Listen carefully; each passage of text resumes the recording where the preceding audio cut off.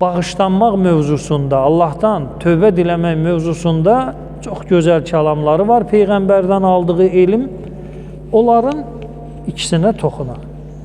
Peyğəmbərimiz Həzrət Əli əleyhissalama vəsiyyət eləyir. Diqqət eləyin, biri qaydar deyər ki, bəyəm Peyğəmbərin yanında Həzrət Əlidən başqa bir adam yox idi, hələ ona vəsiyyət eləyir. Cavab, xeyr, yox idi. Yox idi. Bəs 124 min haradaydı onlar? Qardaş, yox idi. Bəs dedində də bu şişirtməyə qoyun kənara. Şişirtmə deyir, bu Qurandır. Niyə Qurandır? Çünki Allah Taala Nəcva ayəsini nazil eləyəndə Peyğəmbərlə xüsusi söhbət. Həzrət Əlidən başqa heç kim yox idi. Var idilər, gəlmədilər. Niyə? Çünki fəqirə, miskinə pul vermək lazım idi. Danışıq ödənişlidir. Yəni bir müddət olub ki, Peyğəmbərlə xüsusi, Peyğəmbər çıxır minbərə, hamı üçün danışır. Amma Peyğəmbərin vaxtını almaq istəyirsənsə, o nədir? Ödənişlidir. Fəqir, füqara tapırsan, yəni Peyğəmbərə qəbz gətirib göstərmirsə ki, ya Rasulullah, mən ödəniş eləmişəm, mən qəbul edir. Yox. Səndən Allah arasında gəl aldat. Dinən ki, 10 dənə fəqirə yardım elədim, indi mən istəyirəm xüsusi söhbət eləyim. Buyur. Allah da biləcək, Peyğəmbər də biləcək ki, sən eləmişsən ya yox. Heç kim yox idi.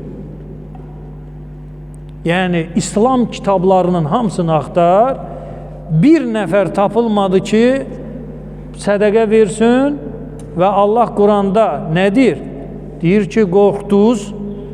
Bax, bu işarə çox böyük bir mövzunun işarəsidir ki, müəyyən adamlar var, adları tutulur indi tarix kitablarında, filanlarda ki, İslam üçün çoxlu pul xərcləyiblər. Həmən bu İslam üçün çox pul xərcləyən şəxsiyyətlər bu ayə nazilənəndə niyə əməl eləmədilər? Axı, qəpik quruş söhbəti gedir. Yəni ki, 100-200 nəfəri silahla, filanla təmin eləməkdən getmir. Sədəqə ver və gəl Peyğəmbərlə danış. Heç kim əməl eləmədi. Və Allah da tənqid elədi. Əşfəqtum, ayə belədir. Qorxdunuz və ayə nəsx olur digər bir ayə ilə ki, da bugündən də İslam dini dağılacaq da pul söhbəti olan kimi qaçırlar. Peyğəmbərin kassası yoxdur ya, ora atasan ki, ya Resulullah, qoy cibində biraz pul çoğalt. Fəqir, füqara, qohum əqrəbində kasıb var, ver ona, gəl danış da Peyğəmbərlə. Eləmədilər. Buna görə deyirəm, Həzrət Əlidən başqa heç kim yox idi.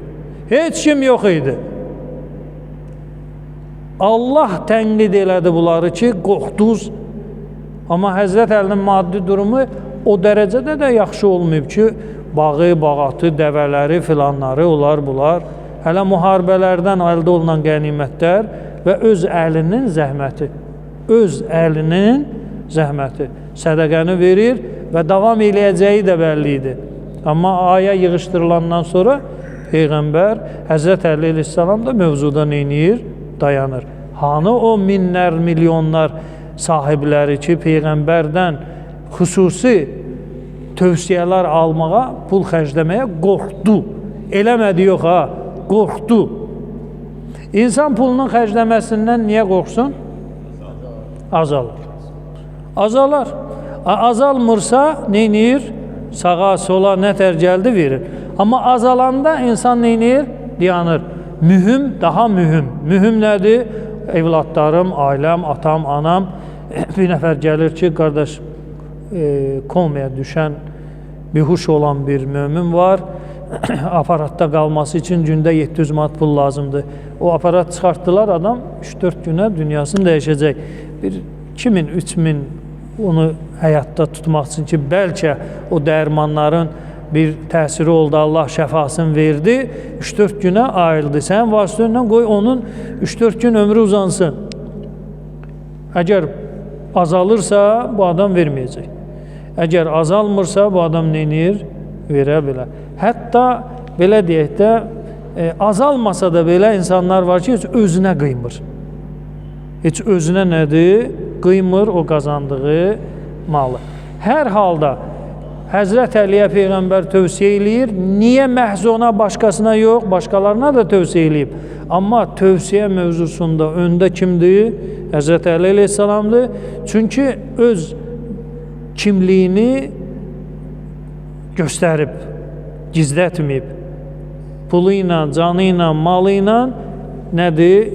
İslam dininin, Peyğəmbərin yanında olur. Ya Əli, ey Əli, səb'ətun, 7 şey kimdə olsa, onun imanı kamilləşər. İmanı kamilləşər, yəni bu sıravi təbəqə üçün deyir bu hədis. Diqqət edin, sıravi təbəqə üçün bu hədis deyil. Bu, ucalmaq istəyənlər üçündür. Yəni o möminlər ki, istəyir daha da məqamları uca olsun, bu tövsiyə nədir? İmanın kamilləşməsi. İman var, amma sən istəyirsən onu neynəyəsən? Təkmilləşdirəsən. Müəyyən tövsiyələr qeyd eləyir. Peyğəmbər vəsiyyəti وَاسْتَغْفَرَ لِذَنْبِهِ. İmanı daha da kamilləşdirmək üçün neynəmək lazımdır? Tövbə eləmək lazımdır, bağışlamaq. Allahdan bağışlanmaq istəmək lazımdır. Bu bağışlanmaq özü bölünür 2 hissəyə. Bir, səbəblə, bir də səbəbsiz. İndi ola bilsin, birinə qəribə gəlsin ki, səbəbsiz mən niyə tövbə eləməliyəm ki? Məsələn, mən belə deyək də, qeybət eləməmişəm və yaxud söyüş söyməmişəm. Mən niyə tövbə eləməliyəm ki? Yəni, bu Allahı qəzəbləndirən iş görməmişəmsə, mən niyə tövbə eləməliyəm? Onun xüsusi dərsi var ki, Peyğəmbərlər özü səbəbsiz Allaha nə inirmişlər? Üz tutub bağışlanmaq dilirmişlər ki, Quran ayəsidir. Orada günahlıq heç nə yoxdur, amma Peyğəmbər deyir ki, ya Allah, məni bağışla. Günahlıq heç nə yoxdur ya. Amma yenə də Peyğəmbər deyir, nədir? Məni bağışla. Hansı ayədir? Onları saxlaya vaxtına. Deməli, imanın kamilləşməsinin bir neçə tövsiyəsi var, 7 yolu var. 7 fəqət o deyil, başqa yollar da var. Bu tövsiyədə Peyğəmbər 7-sini qeyd edib. Onlardan da biri günahları bağışlatmaq. Yəni, gözləmə günah eləyəsən və tövbəsini istəyəsən. O iman kamilliyindən deyir. İman kamilliyindən odur ki, imanı təkmilləşdirmək istəyirsənsə, günah eləməsində tövbə dilindən nədir? Düşməməlidir. Özü günahkar hesab eləməlisən hər zaman. Ki, Allahın verdiyi neymətlərin şükrünü eləyə bilmirəm, Allahın mənə elədiyi lütfün qarşılığını verə bilmirəm, mənim hər anım, hər dəqiqəm günahkardır, ya Allah mənə bağışla. Ya dua düşəndə, boş gedirsən də, mahnı oxuyunca və yaxud kiminsə dalıcan danışınca və yaxud boş-boş şeylərlə məşğul olunca istiğfar eləyə-eləyə yolu getdi. Susunca, məsələn, bir 10 dəqiqələ yol gedəcəksən. Gedir. Hələ bunu, ya Allah məni bağışla, estəğfirullah, estəğfirullah, hələ belə də neynə davam elə, get. İndi, günahı bağışlatmaq, günahı bağışlanmasını Allahdan istəmək səbəblə səbəbsiz fərq eləməz. Hər halda mömin dayanmamalıdır. Çünki onun mənəviyyatına təsir eləyəcək və imanının güclənməsində ona yardımcı olacaq. Məsələn, o adamlar ki, sizlərdən nəsihət istəsə ki, qardaş, imanımı gücləndirmək üçün mənə bir vəsiyyət elə, dünə Peyğəmbərin Həzrət Əliyə olan vəsiyyəti var ki, tövbə diləmək. Axı, mən günah eləmirəm, heç kimin haqqına girmirəm, rüşvət almıram, onu eləmirəm, bunu eləmirəm. Mən niyə tövbə eləyim? Yox, elə deyil, eləməlisən. Günahın oldu da, olmadı da. Niyə? Demirsən, təkmilləşmək istəyirsən, yolu biri budur. İndi istiğfar nədir? Onu oxuyun, mövzumuza xətm eləyirik. Bu kəlam Nəhcül Bəlağədədir və hər bir bənd sənədli sübutlu bir hədisdə öz təsdiqini tapır. Bir nəfər Həzrət Əli əleyhissalamın yanında başlayır, Əstəğfirullah Rabbi və tubu ilə, Əstəğfirullah Rabbi və tubu ilə, Ya afuvvu, Ya qafuru, Ya rahim, Ya təvvabur rahim, Ya Allah məni bağışla, Ya Allah, bağışlanmaq mövzusunda istiğfar kəlmələr deyir. İmam ona belə bir söz deyir, Səkələtkə ummukə. Ana deməkdir, ana. Tərcümə eləyəndə belə tərcümə eləyirik ki, vay-va otursun, yasva otursun. Yəni, anon səni itirsin. Ərəblərin belə bir ifadəsi var. O, qarğış mənasında deyil ki, sən öləsən, anun da, yasun da otura. Yox. Yəni, mövzu çox ciddi bir şeydir. Yəni, sən elə bir şeyə toxundun ki, belə deyək də, məlakələri qəzəbləndirdin. Çox ciddi mövzuda ərəb qaydar deyər ki, səkələtkə ummukə. Anun, vay-va, yasva otursun. Səkla dul qadına deyilir, ərin itirmiş, öz yaxınlarını itirmiş qadına deyərlər, səkla. Bu da günah bir iş görməyib, baxı, əstəğfirullah deyir də, yazıq neyinir ki, Həzrət Əli əleyhissalam bir qartal kimi işığıyır bunun üstünə. Ki, sən neynədin? Ətədri məl istiğfar? Sən bilirsənmi ki, istiğfar Allahdan bağışlanmaq nə deməkdir? Adam deyir ki, yəni bu hücumdan yox. Yəni, əgər bu qədər qəbul deyirsə, bu qədər sənin kimi bir adamı razı salmırsa, deməli, mənim istiğfardan xəbərim yoxdur. Həzrət Əli əleyhissalam buyurur ki, məqam sayır ki, bunun illiyin filan oralığı qoyuram kənara, istiğfarı təşkil edən bəndlər. Yəni, bir nəfər bu bəndlərə riayət elədirsə, deməli, Peyğəmbərin Həzrət Əli elədiyi vəsiyyəti neyniyib? Yerinə yedir. Təbii ki, bunun çoxu yoxumuzdur, yəni, etiraf eləyir. Birinci, ən-nədəmu alə mə mada. Peşmançılıq, keçmişə neynəməlisən? Peşman olmaz. Peşman olmaq, unutmaq deməkdir. Elə bir məsələn, mən sənə haqqıva girmişəm, təhqir eləmişəm, cəmaatın içində rüsva eləmişəm, sonra halallaşdıq və unutduq ki, elə bir hadisə nədir? Olmayıb. Peyğəmbərin tövsiyəsi belədir ya, yox? Yox. Unutmamalısan. O peşmançılıq nədir? Səndə davam eləməlidir. Ki, mən bu mömini cəmaatın arasında rüsva eləmişəm. Onun haqqına girmişəm, onu alçaltmışam, müəyyən cürə. Deməli, birinci peşmançılıqdır və peşmançılıq da unutmamaq şərti ilə. Biz günahlar eləmişik və peşman olmuşuq və unutmuşuq. Və unutmuşuq. Elə bir eləməmişik. Deməli, bizim ibtida addımımız da bizim o əldə elədiyimiz, belə deyək də, o zirehimizdə nə var? Çat var artıq. Çatdır, çat, o böyüyəcək, elə böyüyə gedəcək. Deməli, peşmançılıq unutmamaq şərti ilə. Nə ki, bir dəfə peşman oldun, sonra heç yadıma düşmür ki, mən bu kişinin abrın həyasını aparmışam, içində heç ona salam verən yoxdur. Düzdür, mənə halallıq verib və barışmışıq, indi günahdır da elədik, sağ ol, özümüzə elə aparaq ki, belə bir şey olmayıb. Din elə demir, deyir, yox. Zülümkar tərəf peşmançılığını unutmamalıdır.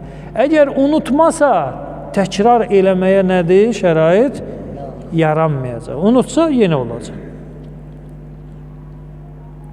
Deməli, ikinci, əl-əzmu alə tərkil əvdi iləyhi əbədən. Əzm qəti qərara deyilir. Qərar yoxa. Qəti qərar. Qəti qərar ki, ondan dönüş nədir? Yoxdur. Qəti qərara gəlməlisən ki, əbədən, yəni həyatın sonuna qədər. Bu işə mən nədir? Qayıtmayacam. İki, yaxşı qayıtsın, nə oldu? Bu digər bir zədədir aldın, həmən o zirehə. Üçüncü, ən tuəddi iləl məxluqin hüquqəhum. Adamın telefonunu oğurlamışam və yaxud sənədlərini oğurlamışam. Axtarır, tapa bilmir, haqqını da sübut eləyə bilmir. Sənədlər məndətdə uğramışım. İndi bir müddət peşman oldum və peşmançılığımı unutmuram və qəti qərarlıyam ki, bir daha da heç kimin sənədin, sübutun və umuma oğruq eləməyəcəm. Əbədən bu işə qayıtmayacam. 2 bənd yerində. 3-cü bənd. Haqqın tapdalanan şəxsin haqqını ona qaytarmaq lazımdır. Qaytarılması mümkündür. Yəni, oğramamışam bu dəftəri bu adamdan. Məndədir. Qızılla, gümüşlə bəzənib. Deyirəm ki, o heç kimdir, mən kiməm. O heç kimdir, mən kiməm. Bu mənə yaraşır. Ona yaraşmır. Zorla və ya bir yolla alıram əlindən. Evini alıram əlindən, bağını alıram əlindən və s. ilaxır. İstiğfarın şərtlərindən də biri budur ki, tövbə eləmək istəyirsənsə, haqqı sahibinə neynəməlisən? Qaytarmalısan. Belə bir şey hansı mömin eləyib? Məsələn, 1000-də 1 nəfər olar ki, neynəsin? Tövbə eləsin və haqq bərpa eləsin. Deməli, bizim tövbələrimizin içi nədir? Boşdur. Eləməyəcəm. Amma haqq bərpası haqqında heç nədir? Düşünmürük ki, bu kitab bu kişinindir də, aparın bir yolla verim özünə. Və yaxud verəndə desin ki, eybi yoxdur, götür. O başqa məsələ. Amma mən ona haqq bərpası mövzusunda yanaşmalıyam. Ya vasitə ilə, ya vasitəsiz. Bu 3-cü. 4-cü.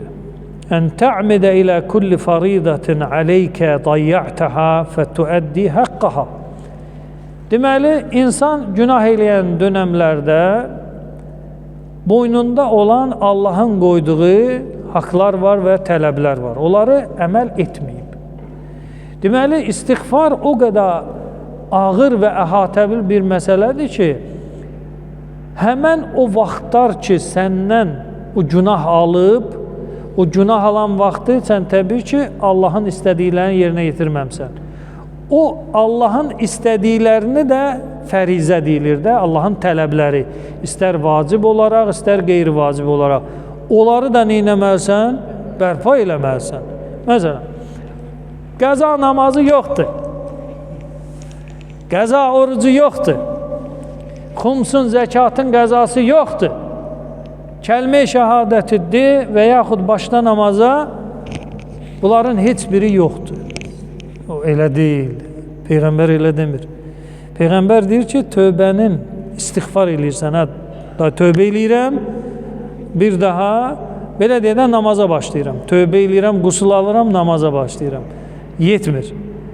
Peyğəmbər Həzrət Əliyə vəsiyyət eləyir ki, o istiğfar eləməzdən qabaq, tövbə eləməzdən qabaq nə qədər sənin üstündə Allahın haqqı var. Namaz haqqı, oruc haqqı. Allah istəyir də bunları. Eləməmsən, düzdür? Onları neynəyəcəksən? Bərpa eləyəcəksən. Bir nəfər qohumlardan tövbə eləyir, namaza başlayır. Sən ona nə vəsiyyət eləməlisən? Peyğəmbər vəsiyyəti. Deyəcəksən ki, qardaş, indi 50 yaşım var, indi başlayırsan halala, harama rəyyət eləməyə. Haqq, batil nədir? İndi rəyyət eləmək istəyirsən. 50 yaşın var. Hətta buluqdan bu tərəfə Peyğəmbər deyir ki, Allahın nə haqqı varsa onları neynə? Bərpa elə. Namazdır, orucdur. Tövbədən qabaq nə qədər buraxmısan? Onları hamısını Peyğəmbər deyir, neynəməlisən? Bərpa elə. Diqqət elə, tövbə eləyirsən. Bu tövbənin elə bir quruluş hissələridir, dayaqları. Yoxdur, aşacaq. Aydın? Yəni, qəza namazı da var, dəlili nədir? Həmən bu hədis. Qəza orucu da var, dəlili nədir? Həmən bu hədis. O zəkatdır, odur, budur, hamısının qəzası nədir? O tövbə yəni, belə deyək də, qeybət elədim, əstəğfirullah, yox. O, umum böyük tövbədən gedir söhbət. Öhdündə olan hüquqları neynəyəcəksən?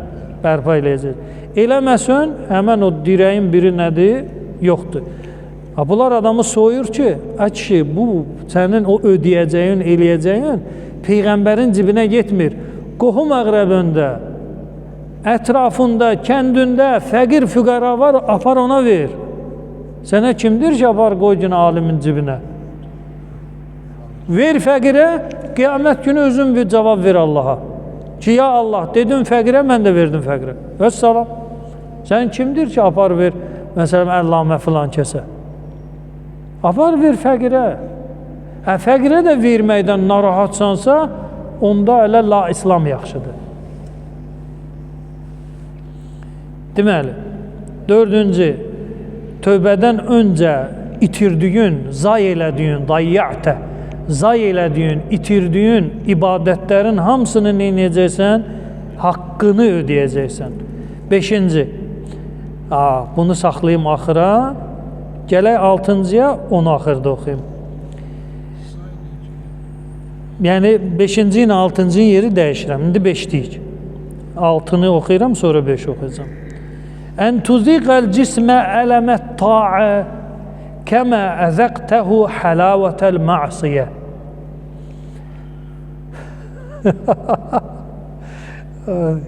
Yəni, Həzrət Əli əleyhissalam, Peyğəmbərimiz, yəni bunlarla nə deyim? Yəni, Allah seçib də, həqiqətən seçib. Deyir ki, bədənə, nəfsə itaətin acısını daddıracaqsan, ağrısını daddıracaq. Çünki itaət acıdır axı, ağrıdır, ləzzət almırsan ondan. Deyir, itaətin ələm ağrı deməkdir. Ağrısını daddıracaqsan bədənivə. Necə ki, günahın ləzzətini bədənivə daddırmısan. Diqqət edin, günah təsəvvür eləyək. Məsələn, belə deyək də, Quranla haram olan bir günah. Məsələn, riba. Pul verirəm, 5.000, qaytaracaqsan 7.000.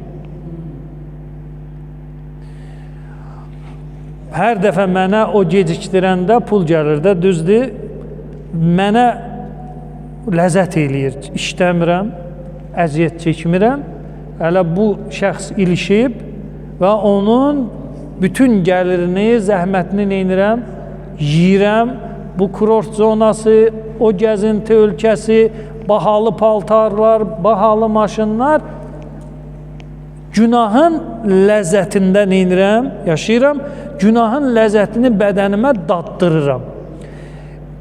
Qələt eləmişəm, səhv eləmişəm, bir daha eləməyəcəm. Tövbə eləyirəm, istiğfar eləyirəm. Elə deyil, yox. Elə deyil, qardaş. Necə günahın ləzzətini daddırmısan, o ibadətlər ki, bərpa eləyəcəksən, elə ibadət eləyəcəksən ki, o səni elə bir qamçı vurur bədənivə. Hiss eləməlisən ki, bədənin ağrıdır, ruhun ağrıdır. İbadətin ağrısını hiss elə. Hiss eləmədinsə, deməli, sən hələ də bu qaydaya riayət eləyə bilməmsən. Gəlirik 6-cı, bunu güman eləmirəm kimsə eləsin. Amma bir nəfər mən çoxdan, təqribən 20 il bundan əvvəl o təzə namaza başlayan bir mömin vardı. İş adamı idi, amma həqiqətən möminlik elədi. Mən onda onu başa düşmədim. O hədisi izah eləyəndə, onu oturub fikirləşəndə evdə yadıma düşdü ki, yox, bir nəfər var. Hədis nədir? Peyğəmbər Həzrət Əliyə nə tövsiyə eləyir? Buyurur, ən tə'mədə ilə əl-ləhəm. Ləhəm ət deməkdir, ət. Şəhəm pi, ləhmun ət. Azmun sümü, cildun dəri və s. ilaxır. Deyir, bu əti hədəfə alacaqsan, bədəninin ətin. Hədəfə alacaqsan,